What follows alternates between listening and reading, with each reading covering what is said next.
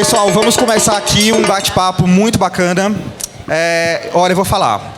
É um bate-papo que eu estava ansioso para falar, para conversar, para aprender, porque a gente está trazendo marcas super tradicionais, né, que são marcas patrimônios brasileiros, né, Itaú e Havaianas, assim, são marcas que realmente colocam a gente num lugar de muito orgulho, junto com essa parceiraça, minha amiga, que se tornou sócia da Galeria Holding. Então, Cá, eu estou muito feliz de estar aqui. Obrigado por intermediar isso tudo. Queria até começar falando um pouco da agência, a gente, que agora tem nome, né, e faz parte da Holding, entender um pouco como que isso aconteceu. E também, depois a gente vai bater um papo aqui para a gente falar sobre Creator Economy, e também eu quero aprender, porque, cara, o trabalho que vocês estão fazendo é muito legal, desde da brasilidade, por exemplo, com a Havaianas, até se tornar realmente, levar o Brasil para fora. Né? E vamos começar com a Cá. Oi, gente, boa tarde, eu sou a Karen. Eu acho que foi um caminho um pouco natural a gente sair de um departamento e virar efetivamente uma empresa dentro da holding, porque a gente estava grande demais já. A gente já tinha outros interesses, até com os nossos próprios clientes, e a gente também entendia que tinham outros clientes que queriam estar perto da holding, ter um pouquinho ali da galeria perto, só que a galeria é uma agência muito grande, e com FTEs caros, enfim, tem uma complexidade para você, às vezes, conseguir acessar. Então, a gente pensou, putz, tem um monte de cliente legal que são menores e estão aí fazendo marketing de influência, conteúdo, querem entrar um pouco dentro desse universo desse PR com influência, que é uma coisa que a gente faz muito junto, né, Vi? Principalmente com Havaianas. E daí a gente pensou juntos, eu e o Edu e os sócios, a gente pensou, putz, vamos então levar um pouco desse gostinho de como é estar dentro da holding para esses clientes que gostariam de fazer influência, né? Porque daí também é um jeito até de testar, né? Como que é o trabalho da galeria? Como que é estar perto da galeria, né? Como que funciona? É quase aquela coisa, namora antes de casar, mora junto antes de casar, porque daí a gente já consegue entender como que é o fluxo. Putz, você se adequa ao modelo, não se adequa, é o que eu quero, não é o que eu quero. E, enfim, ficou grande demais, as ambições também, minha, do Edu, e eu acho que foi super natural, assim, foi uma proposta que, beleza, só faz acontecer aí, então, agora faz. Muito legal. Ju, eu queria começar aqui, porque, na verdade, quando a gente coloca Itaú e Havaianas, né, no palco, a gente entende um pouco sobre marcas que passaram por muita história na publicidade. Né? Desde a publicidade mais tradicional, mais antiga, o olhar de mídia mudou, o olhar de influência mudou, e vocês conseguiram acompanhar isso de forma muito bacana. Né? Hoje a gente percebe que vocês têm um movimento muito legal e muito forte, muito perene com o trabalho de influência, e isso tudo ele é um reflexo dessa juventude que vocês trazem. Né? Vocês é uma marca centenária, e vocês ao mesmo tempo conseguem se rejuvenescer e falar com novas gerações. Eu queria saber de ti, se você acha que o marketing de influência ele é importante para se conectar com novas gerações, por que e como vocês fazem isso no dia a dia?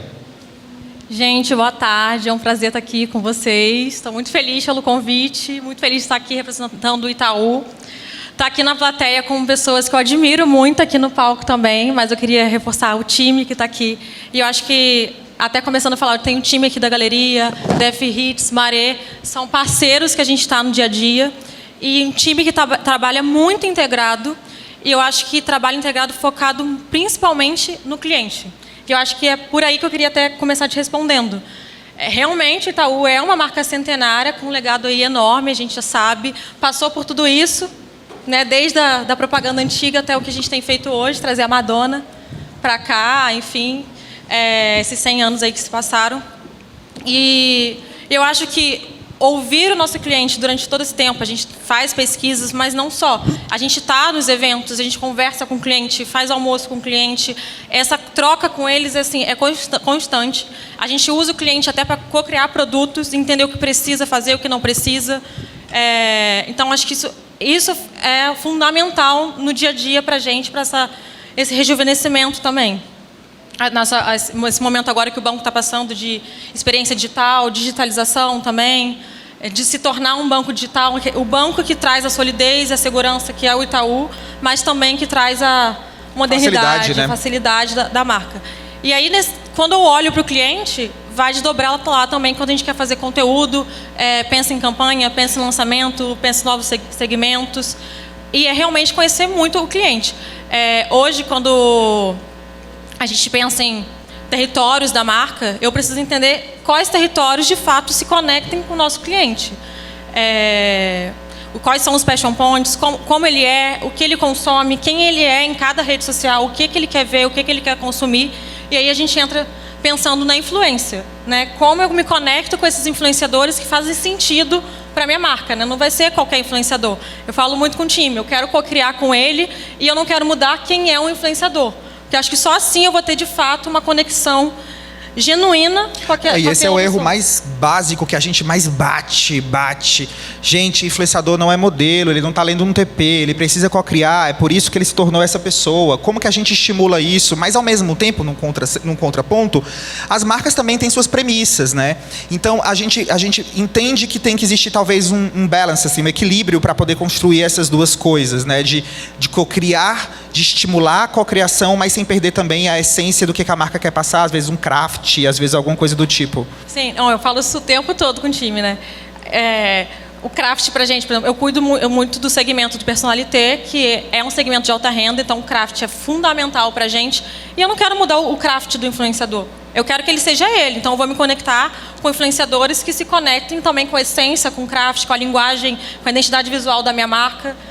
Aí sim vai fazer sentido. E aí também, quando a gente pensa em resultado, que no final do dia o que a gente quer é gerar negócio, trazer novos clientes para a marca, a gente começa a ver em campanhas de mídia antigas peças que a gente fazia digital, peças focadas em performance. Hoje a gente está trazendo conteúdo, coloca conteúdo para performar ali na linha de consideração, e no final do dia a gente consegue ver o aumento de CTR do conteúdo, a gente consegue ver conversão, abertura de contas, que é o que a gente quer no final do dia, através de influência. Então, a gente tem conseguido cada vez mais reforçar que mesmo uma marca tradicional como o Itaú consegue converter, abrir conta com influenciadores. Então, é um pouco disso que eu tento também levar a palavra lá para dentro de casa, né? Quando a gente vai falar lá com alto executivos, negócios, que não é só números, né, de vaidade, não é só número de seguidor. A gente está realmente vendo... Construindo comunidade. Construindo comunidade, exatamente. E aí,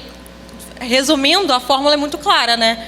Conhecer profundamente o cliente, se conectar com influenciadores que são super relevantes e que fazem sentido para a marca e entregar conteúdos que sejam culturalmente necessários ali para o cliente no final. Muito bom. Mai, eu queria falar sobre uma marca que, na verdade, todo mundo se sente parte dela, né? Ela fez parte da nossa história em diversas formas e diversas gerações. É muito claro para mim, que sou millennial, quando vejo Havaianas, eu tenho meus pontos de contato que eu tive com ela ali durante toda a minha história, como eu era impactado pela publicidade.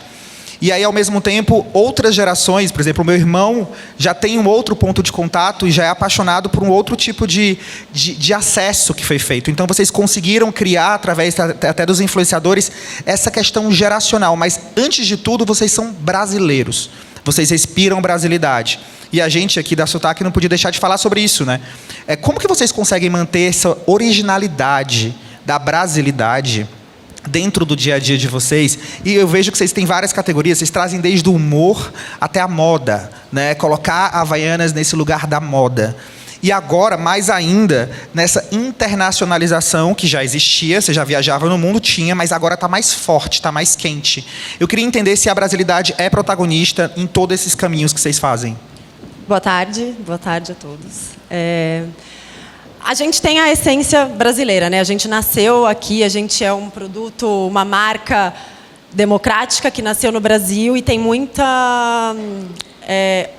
a gente tem muito orgulho das nossas raízes, né? Eu acho que desde a publicidade, da época da publicidade mais antiga até hoje, a gente sempre faz questão de bater na tecla e trazer elementos que transportem essa brasilidade, tanto dos nossos conteúdos, no nosso tom de voz, na nossa democracia, até ali, no sentido de como a gente comunica, porque temos um portfólio muito grande, e quando a gente fala democraticamente, é desde preço até portfólio, então, como a gente se comunica com cada comunidade. A gente sempre fez questão de ouvir a comunidade, né? Desde aquele momento em que o surfista começou a virar o chinelo e a gente identificou que aquilo era uma tendência e a gente saiu do chinelo branco e azul para o chinelo liso, a gente ouve essa comunidade até hoje, né? Então, a gente ouviu a comunidade da Copa lá em 94, que estava pedindo coisas com a bandeira do Brasil, a gente foi lá e colocou a bandeirinha do Brasil. E hoje, quando alguém começou a falar na internet sobre isso aqui não é buttercream, isso aqui é encardido... Eu ia falar isso agora, eu estava olhando aqui, ó. A gente foi lá e falou assim, não, você tem razão. Sobre ouvir o consumidor, de fato, né?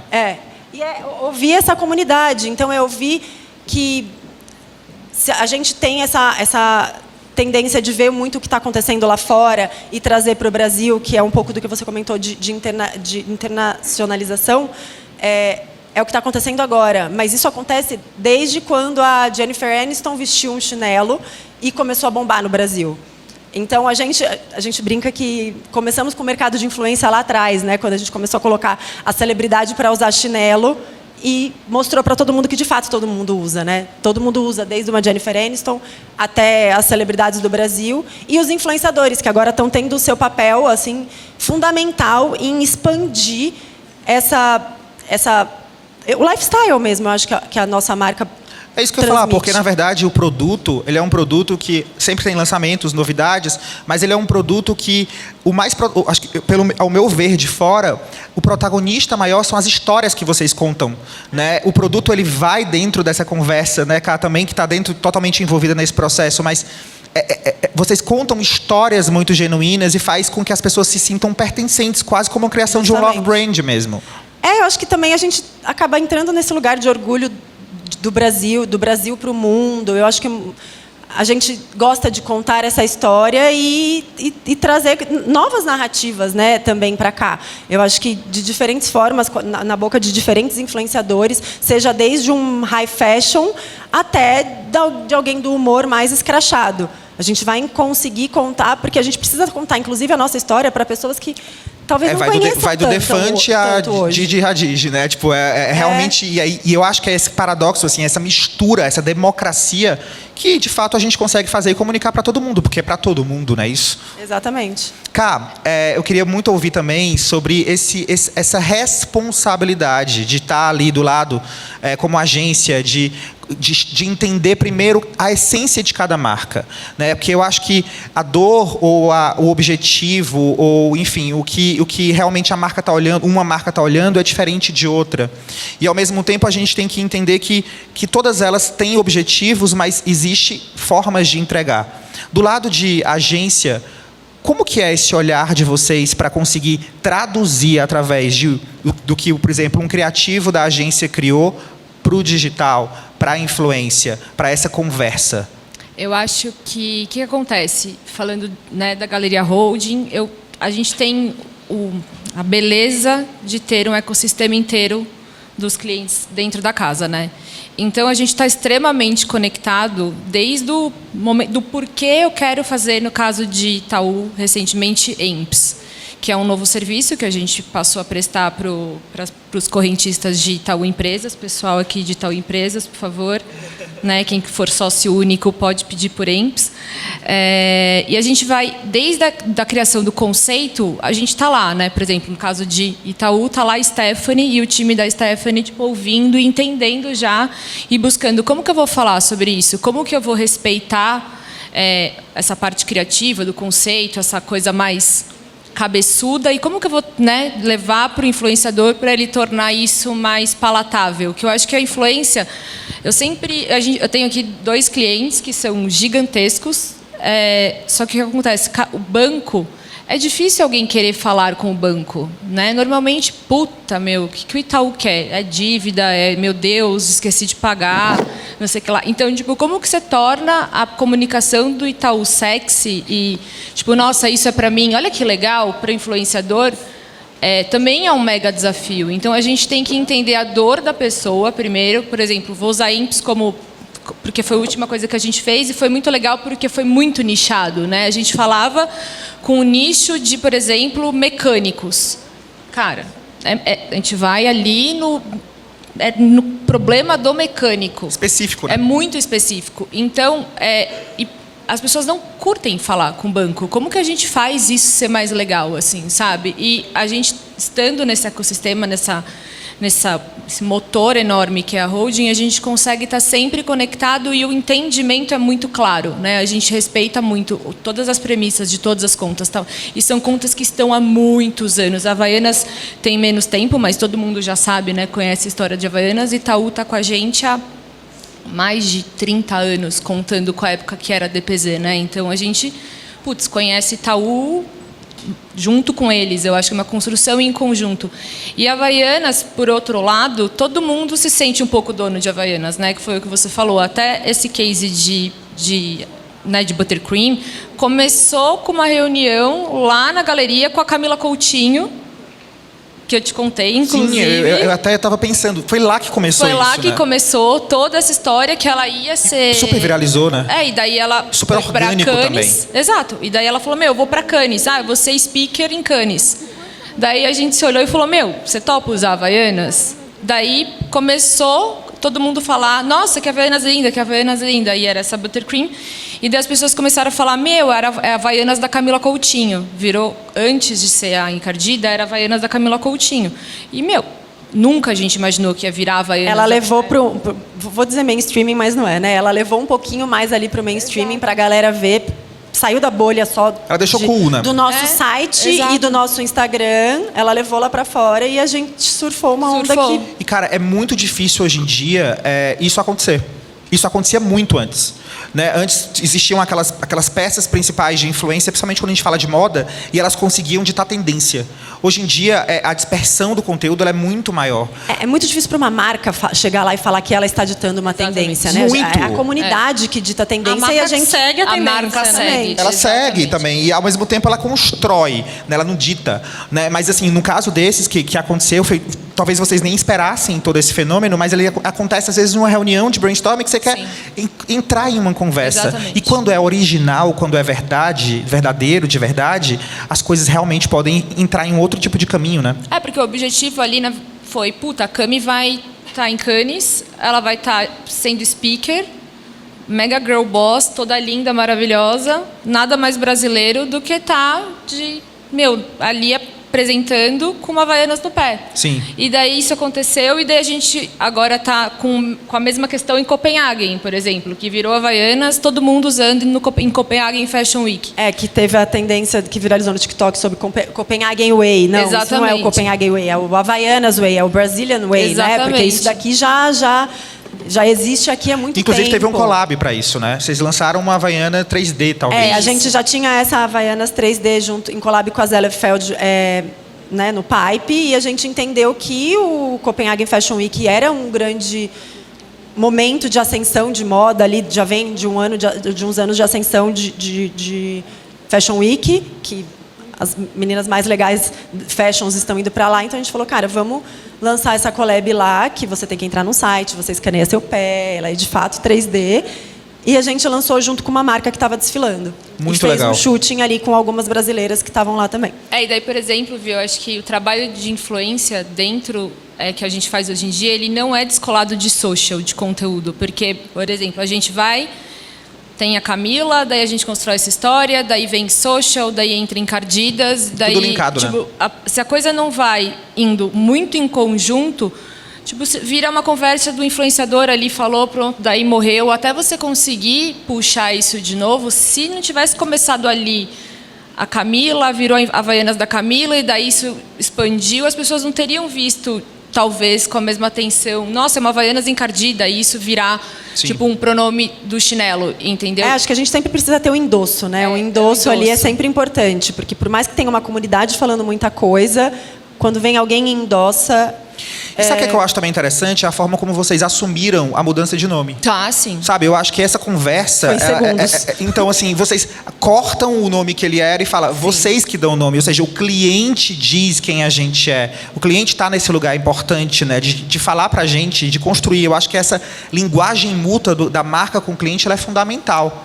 Sim, mas eu acho que, por exemplo, daí o banco já não consegue também entrar em todas os kikikis, né? Porque ele tá ali, tipo, putz, ele é sério, ele precisa passar credibilidade, ele não pode ser...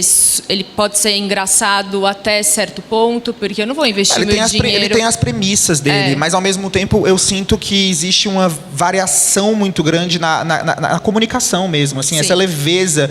Eu acho que vai muito da questão criativa e até da co-criação com o creator, porque às vezes ele recebe ali uma demanda e ele consegue trazer do jeito dele, da fala dele.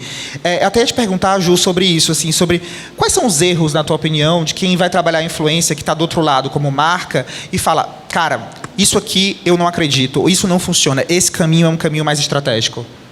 Eu acho que o grande erro, principalmente em marcas tradicionais, é querer se digitalizar, mas não mudar a mentalidade. Então, eu quero falar com o influenciador, mas eu quero falar como eu falo na TV, ou como eu falava antigamente. E é não ouvir quem sabe falar com o público dele, com a comunidade dele, que é o influenciador, que é o criador de conteúdo. Então, acho que, para mim, acho que seria o erro principal. E acho que uma oportunidade de marcas que têm história, tradicionais, começarem a pensar nas campanhas para além dos grandes nomes. Né? Parece que todas as marcas querem fazer awareness o tempo todo. Principalmente marcas tradicionais que geralmente vão ter realmente um orçamento maior do que outras marcas.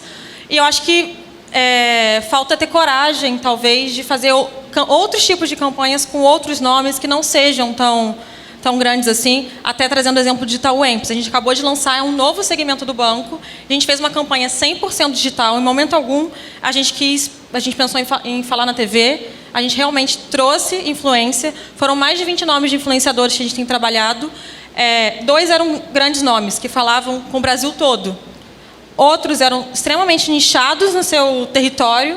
Territórios esses que eram territórios muito segmentados para os clientes que a gente queria se conectar, como a Karen trouxe o exemplo do mecânico, mas a gente falava com médicos, com engenheiros, advogados, donos de restaurantes.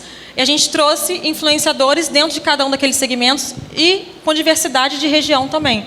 Porque não dá para achar que a gente vai falar igual, da mesma maneira, para quem está em Goiânia, para quem está em Salvador, para quem está em Curitiba, e achar que grandes nomes vão dar conta de se conectar genuinamente com todas essas pessoas, assim. E em Itaú Personnalité, dando outro exemplo, a gente trabalha hoje a regionalização também como um grande norte para a gente. Eu não vou me conectar com a alta renda só de São Paulo. Nossa, isso é música para os meus ouvidos, gente. Fala mais, por favor. Fala mais. Conta mais, habla. Precisa de diversidade de sotaque. Meu amor, então tá tudo certo. Porque, assim, na verdade, é justamente sobre isso. Assim, quando a gente fala de banco e quando a gente nicha para personalité, a gente está falando para um nicho específico de pessoas que têm algo em comum. Tudo bem, mas ao mesmo tempo tem muita coisa diferente. Porque são empreendedores, são pessoas de diferentes áreas, são pessoas de culturas diferentes. E a gente sempre provoca, né? Porque às vezes um simples pão francês, eu chamo lá no Ceará de carioquinha. E eu sempre falo isso, como que um simples pão francês tem várias formas de falar e a publicidade insiste em falar com o mesmo sotaque? E as marcas, elas precisam criar comunidades e criar conexões. E eu ia te perguntar sobre isso, qual a importância dos sotaques hoje dentro do Itaú? Só para dizer que eu sou do interior do Rio e lá é pão de sal. Tá vendo? Aí eu fui morar no Rio e descobri que era pão francês. Falei, que não, pão eu é já esse? teve uma rede de supermercado muito grande que ela, quando entrou lá, ela colocou na parede pão francês. Eu vou falar, o cearense não sabe o que é. Fala, amor, vamos entender que até o regionalismo ele tem que ir para o PDV. Ele precisa chegar em todos os lugares. A gente precisa conversar com o local. Até a Nike tem um projeto chamado Nike Buy, que eles estão despadronizando todas as lojas. Antes eles faziam uma loja, era igual para tudo. Agora não, eles estão despadronizando, estão criando lojas de bairro por pessoas de bairro com sotaques que as pessoas se conectam naquele lugar. Ou seja, essa conexão, essa despadronização vai até a ponta, né? Não, assim, para mim, a estratégia de influência precisa passar por isso. Precisa ter esse olhar. Não pode ser mais desconectado, a gente precisa estar falando isso constante. E até vou dar um exemplo, a gente, em Personnalité, a gente está trabalhando expansão pelo Brasil e a gente entendeu os lugares que a gente precisava se posicionar mais. E a gente fez um lançamento de um espaço lá em Salvador. Trabalhei com 2 nomes de influenciadores que eu não conhecia, nichados. Cheguei lá no evento, um influenciador pequeno, tinha 30 mil seguidores. todos os clientes da marca que estavam ali no evento conheciam ele, conversaram, trocaram. Foi uma conexão ali que aconteceu que não iria acontecer que se fosse talvez um grande nome de São Paulo.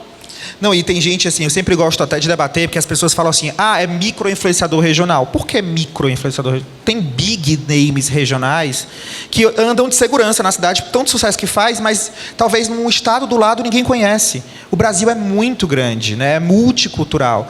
E aí, já jogando a bola para a Maitê e para a Karen, mas perguntando muito sobre isso, assim, esse país de tantos Brasis, qual que é a maior dificuldade hoje de você conseguir falar em cada região e fazer com que as pessoas se conectem em cada lugar? A influência ajuda com isso? A regionalização? E acho que a gente já fez até trabalho juntos, né?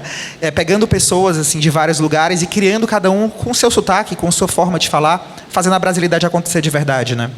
Antes da Karen responder, eu vou dizer, é fundamental. A influência é fundamental para a gente conseguir alcançar todos esses lugares do Brasil, que é gigante. E assim como ela estava falando, né? Tem gente que fala... A gente começou a também receber... A gente tem uma mania de falar assim, tem que falar a marca certinho, tem que falar os atributos da marca corretamente. Quando você vai para os influenciadores e para o Brasil inteiro, tem diversas formas de falar as coisas.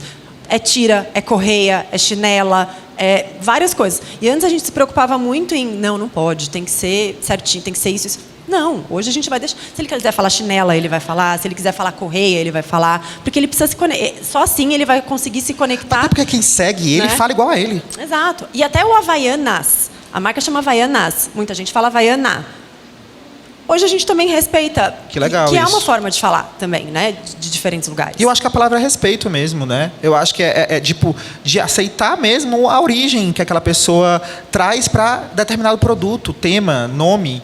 E a gente fala muito de regionalismo também nos nossos papos, né? A gente tem vários cases, inclusive cases de São João, muita coisa que é realmente entender quem fala naquele lugar e constrói essa relação. Eu estava até falando com a Ju mais cedo, que a gente estava almoçando, sobre a gente mapear as festas para personalité, né? Sair um pouco dessa coisa, nossa, onde a gente vai fazer o ano novo de personalité? Vamos para Trancoso. Não vamos. As pessoas, quem está em Trancoso não é a galera regional. É um monte de paulista, um monte de carioca que está indo para Trancoso. Tipo, a galera foge. Deus me livre e guarde. Eu não vou ficar aqui em Trancoso. O pessoal que está ali. Mas vão para onde? Eu não faço a menor ideia. A gente precisa de parceiros que consigam mostrar para a gente. Não, a galera vai estar ali. Então, é ali que vocês precisam falar. Porque não adianta, eu vou pregar para convertido se eu for para Trancoso. Eu já tenho um esforço de mídia que já funciona para o eixo Rio-São Paulo, tal. Então, eu não tenho que ir lá falar em Trancoso de novo. Eu vou estar falando para todo mundo que já me escuta. Então, como que eu acesso esses outros lugares? É a mesma coisa Havaianas hoje em dia, que até voltando um pouco para essa história de Copenhague e tal. A gente sabe que se está acontecendo lá fora, daqui a 5 minutos está todo mundo reproduzindo o comportamento. Então, a gente já sabe que vai virar, tipo, todo mundo já usa Havaianas no fim do ano, mas, tipo, vai virar essa coisa do calça jeans e Havaianas no verão, isso não vai parar. Mas como que eu faço isso ser, tipo, muito cool também nesses eixos que a gente só fica escutando, tipo, não é, tipo, Nordeste, né? Aquele meme que a gente sempre brinca, Nordeste. Não, onde está a galera mais descolada que eu preciso falar para uma collab de Havaianas com personalidade, e é muito engraçado, porque todo mundo que não é exatamente do centro, né? Por exemplo, São Paulo especificamente, mas às vezes do interior ou de outras regiões, sentem dores muito parecidas. Pessoas do centro-oeste, do norte, do sul, falam, caramba, que legal, fizeram uma campanha que eu me conectei. E isso tem mudado, as pessoas estão se provocando muito com isso, porque justamente elas querem se conectar. Elas querem, às vezes, tem muitas marcas locais que fazem tanto sucesso local porque eles falam daquele jeito. E aí, eu até puxando aqui, Ju, como que, por exemplo, uma marca tão tradicional, ela começa a entender esse olhar essa capilaridade, assim. Existe uma necessidade de convencimento de vocês, ou isso já é uma coisa que é uma premissa, já é um pedido para que chegue em todos os lugares? Porque a gente estava muito acostumado com aquela publicidade de mídia parruda. Cara, pega um grande nome, eu já vou ter um KPI que vai dar certo, e vamos colocar mídia, vai chegar para todo mundo.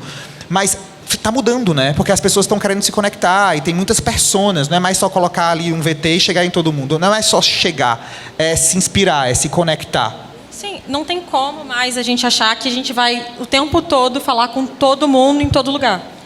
Se a gente não tem a certeza do que a gente é como marca, como a gente quer se posicionar, ter a segurança, a gente não vai conseguir se conectar de fato e genuinamente com o nosso cliente. Então, realmente, eu acho que, pensando internamente, sim, olhando para dentro do banco, a gente precisa convencer muito, né, lá dentro, e vamos arriscar, sabe? Sei que é difícil, a gente está falando de um banco que tem que ter segurança, né? Passar essa segurança, mas vamos arriscar. A gente sabe o nosso cliente. A gente vamos olhar para dentro de casa, vamos olhar os dados, sim, com certeza. A gente olha os dados com constância, com estratégia, mas os dados eles não podem ser exclusivamente o nosso oráculo, sabe? Para tudo, assim, a gente precisa entender da essência humana, né? Somos marcas feitas de pessoas e que precisam estar em transformação constante. Então, a gente está tentando sempre lá dentro de casa reforçar isso e entender que é sempre uma oportunidade de transformação no dia a dia, sabe? Vi, eu acho que além de, nossa, preciso falar com todo mundo, é regionalizar. Eu acho que, tipo, para as marcas é muito claro, o dinheiro está na mão, não está na mão só aqui. São Paulo, Rio de Janeiro. O Brasil todo consome. Tipo, tem, né, assim, eu acho que as marcas vão atrás de dinheiro, porque as pessoas precisam comprar. Então, aonde está o dinheiro, né? Tipo, para onde eu olho que as pessoas vão ir lá e vão pagar R$500 no chinelo da Dolce & Gabbana, por exemplo, que faz fila no shopping, tem esgota, é caos, povo fingindo que está grávida, lembra? A gente passou por isso. Por exemplo, Itaú, cara, como eu vou com personalité falar com o PIB do Brasil inteiro que está aí espalhado, entendeu? Então, eu acho que também tem essa coisa, nossa, vamos ser plurais, tal, isso, sim, isso é a premissa, na verdade, isso já é o começo da história. Mas eu acho que as marcas também começaram a esse esforço maior, porque, o dinheiro também conseguiu... Claro. Sair, né, desse lugar só daqui, dessa coisa São Paulo, Rio e daí Salvador também, sabe? Porque aí é que também é um incômodo, que sempre foi um incômodo nosso. Eu acho também, cara, que tipo assim, antigamente você fazia um VT, você colocava na TV e tava todo mundo assistindo em qualquer lugar do Brasil.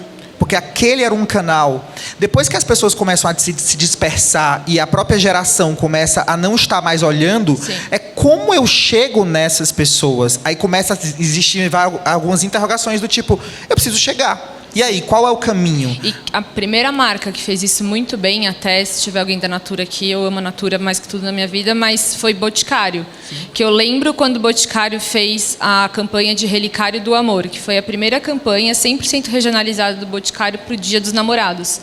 Foi uma campanha que só passou no Nordeste, mas daí foi Nordeste como um todo, região, não foi, né, regionalizado para cada local, mas um filme passou em outros polos do Brasil e só teve um filme regionalizado para Nordeste, que foi do Relicário. E eu era atendimento na época de Natura.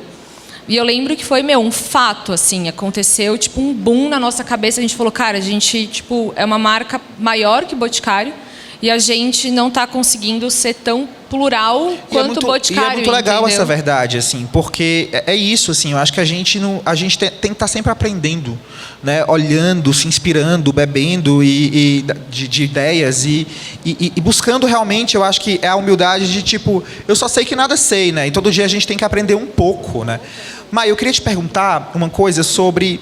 A Ju estava falando muito sobre dados, KPIs, né, que a gente estava falando que não é só sobre isso e tal, mas o que é uma campanha que dá certo de influência? Que não dá que ela sai redondinha, né?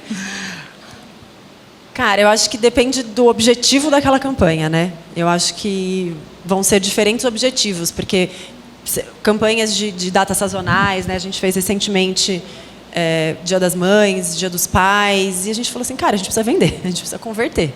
Então, vou colocar no story, no Reels de alguém muito grande, com CTAzão de venda, e a gente conseguiu, com o link parametrizado, e a gente conseguiu metrificar.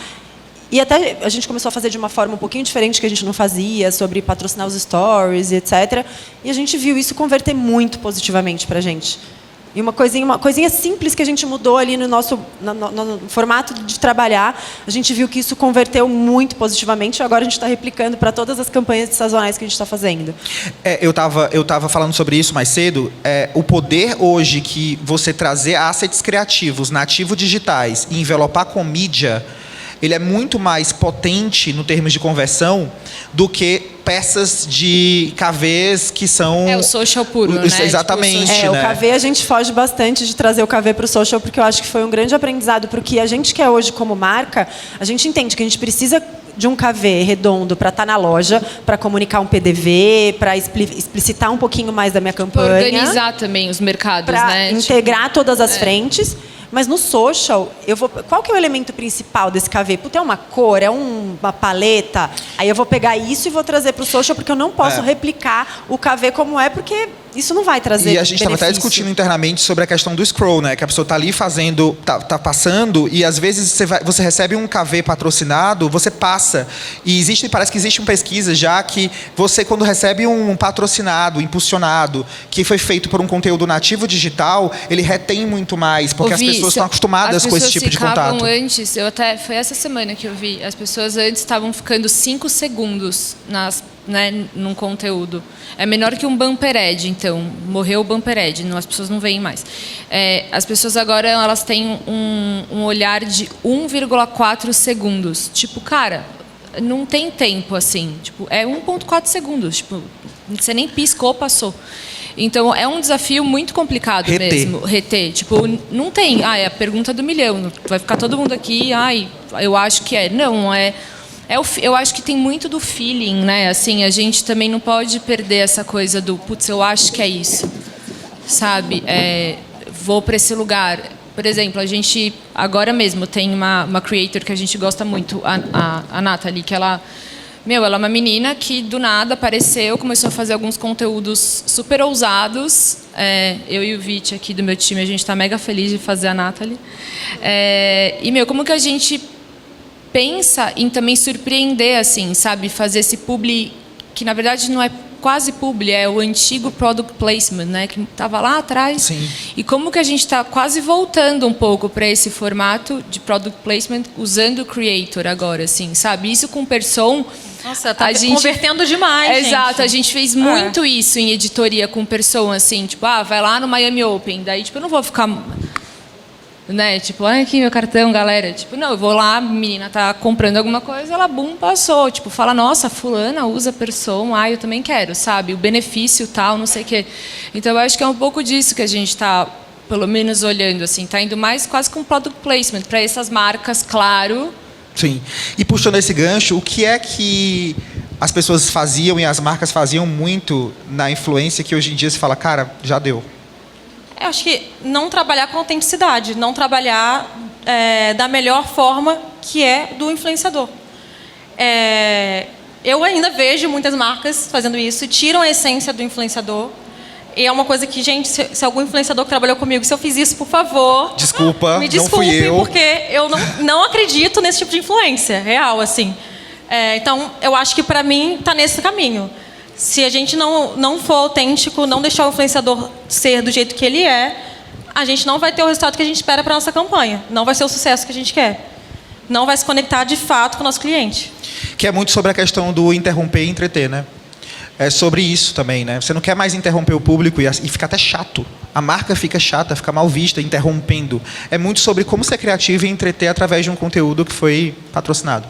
E eu acho que até adicionando esse ponto do que não dá para ser engessado, eu acho que o relacionamento a longo prazo com os influenciadores, eu acho que é super importante, faz toda a diferença. Acho que a partir do momento que você não contrata só para aquela publi pontual, que você consegue ter escopos mais a longo prazo, que você consegue ter esse cara vira e mexe ali falando da sua marca, eu acho que isso é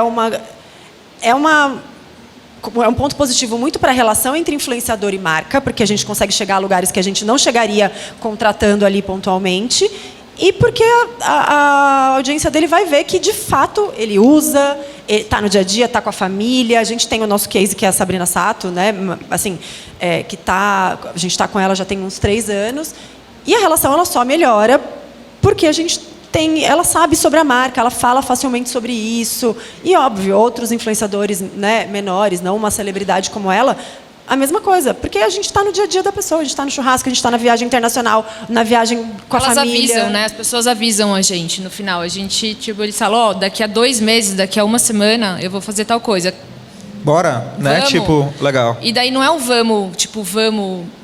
quanto que você sabe, assim, não, vira uma coisa tipo, putz, queria que você estivesse comigo, então vamos juntos a verdadeira fazer parceria, isso, entendeu? Né? É a verdadeira parceria. E não parceria. É sobre contratos a longo prazo, de estar preso na pessoa durante 1 ano. Não é você estar perto, porque eu acho que relacionamento. Eu acho que assim, hoje a é. influência, uma das palavras super importantes para mim, dentro de marketing de influência, é relacionamento. É o relacionamento que você Legal tem isso. com o influenciador e é o relacionamento que ele tem com a audiência dele. Então, para mim, é chave eu conseguir, como marca, me sentar com alguns influenciadores e tê-los perto. Eles saberem o que é a minha história, eles contarem a história deles para a gente se respeitar mutuamente. Nossa, amei.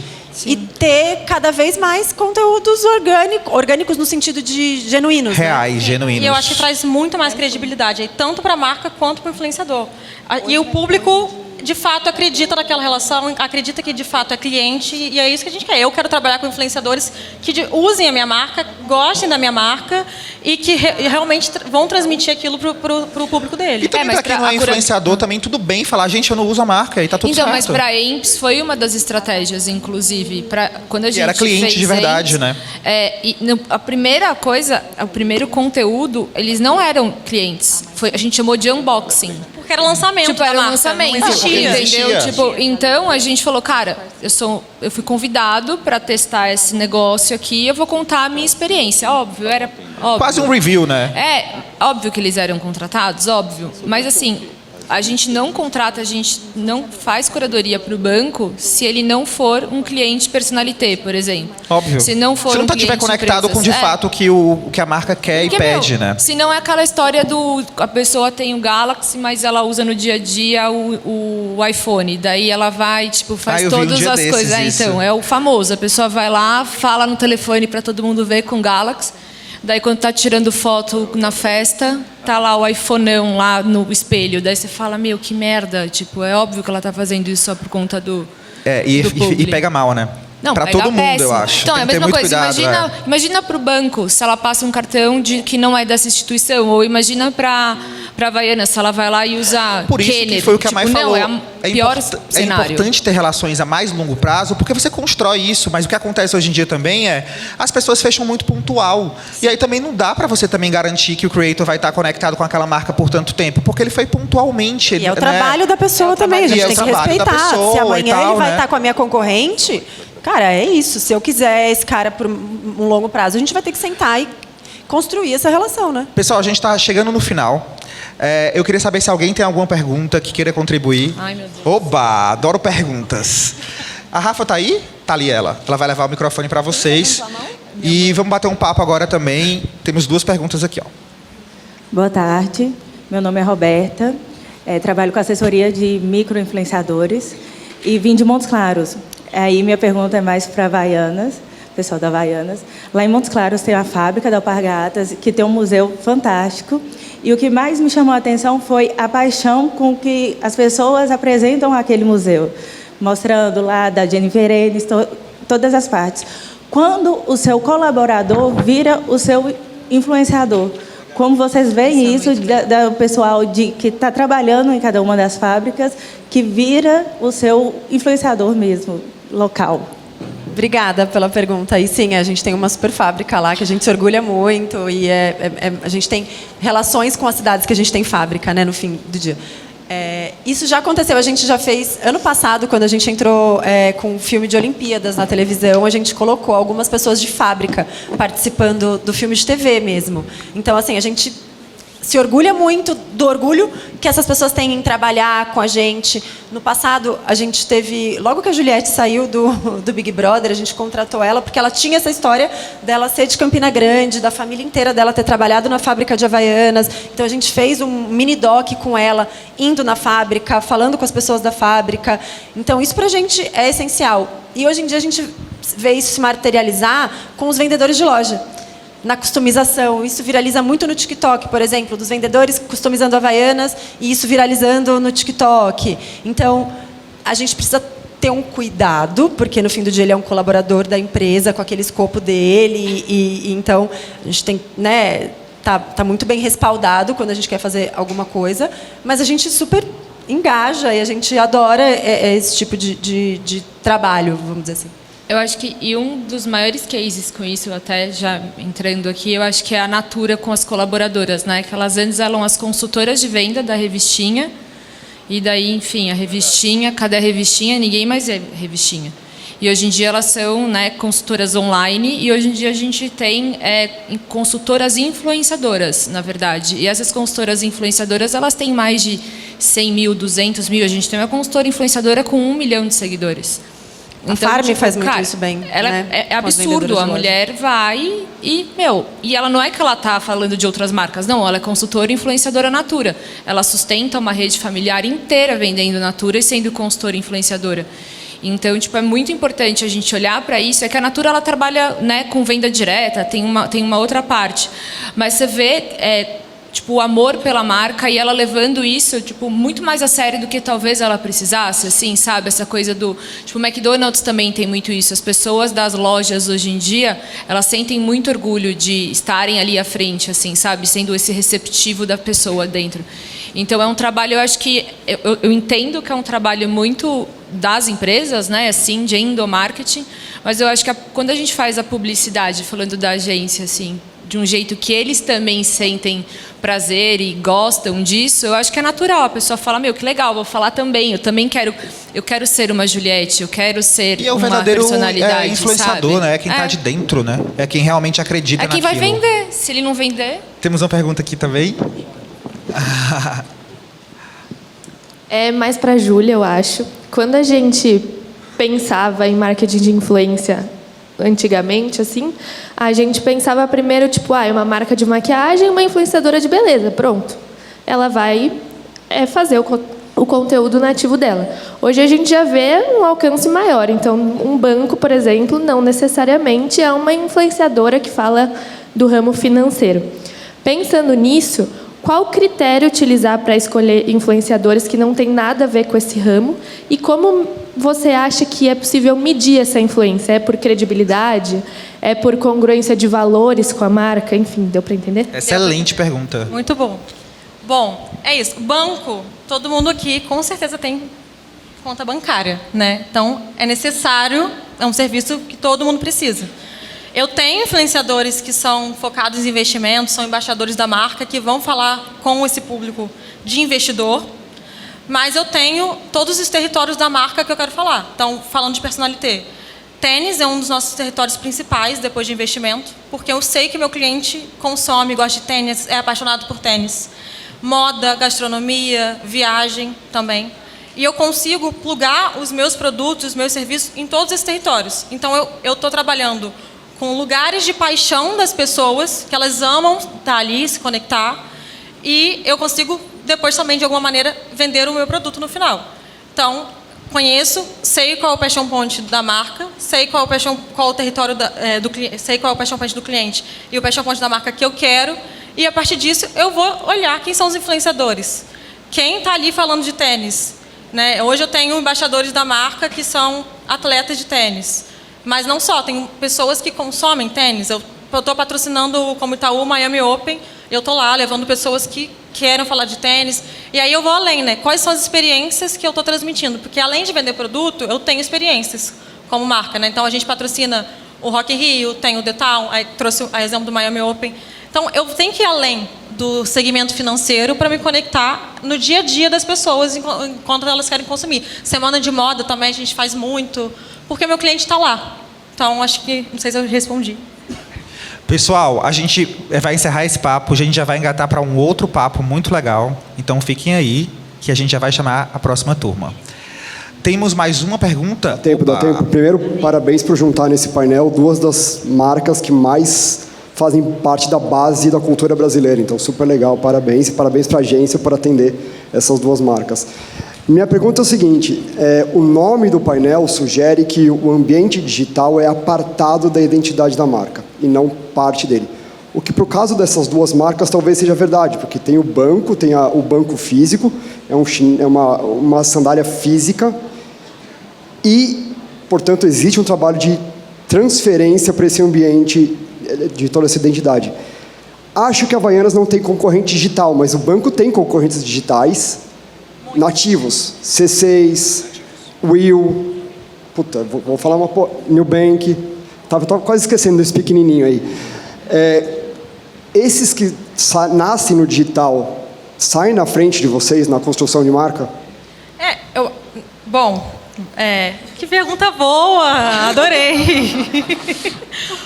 Então, eu acho que eles têm o forte de terem, de fato, já serem nascidos no digital, mas eu acho que tem algo que eles perdem. Desculpa, eu sei que tem pessoas aqui do digital, dos bancos digitais, mas algo que eles perdem que é o humano. A gente vê, inclusive, bancos digitais tentando estarem no físico de alguma maneira para se aproximar do cliente. Então, a gente tem um atendimento humanizado, a gente tem nossos espaços espalhados pelo Brasil todo. Então, o físico, aí a gente está falando tanto de inteligência artificial, né? Mas no final do dia a gente quer se conectar com as pessoas. Então, eu acho que acaba que no caso do Itaú é uma marca que ainda é muito humana. E acho que por isso está se aproximando de todas essas transformações. Estamos no digital também, né? O arroba antigo agora virou um ponto, né? Que é o ponto do digital. Então, estamos ali também no digital.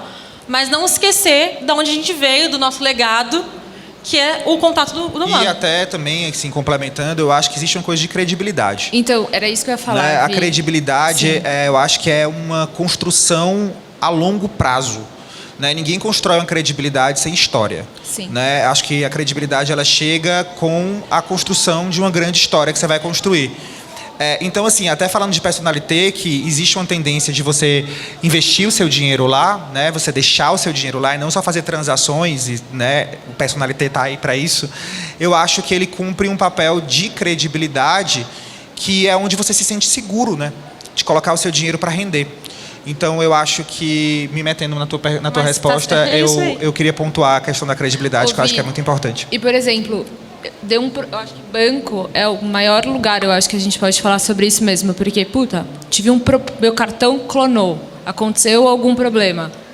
É complicado eu ficar naquele bot, né? Aquela coisa que você fala, minha Nossa Senhora, com quem que eu falo? Eu quero falar com alguém, eu quero sair da máquina, eu preciso de alguém. Então, eu acho que o banco digital ele veio com uma coisa muito como que se o jovem não quisesse falar com ninguém, porque o jovem hoje em dia só quer lá o aplicativo, tem horror a pessoas, tal.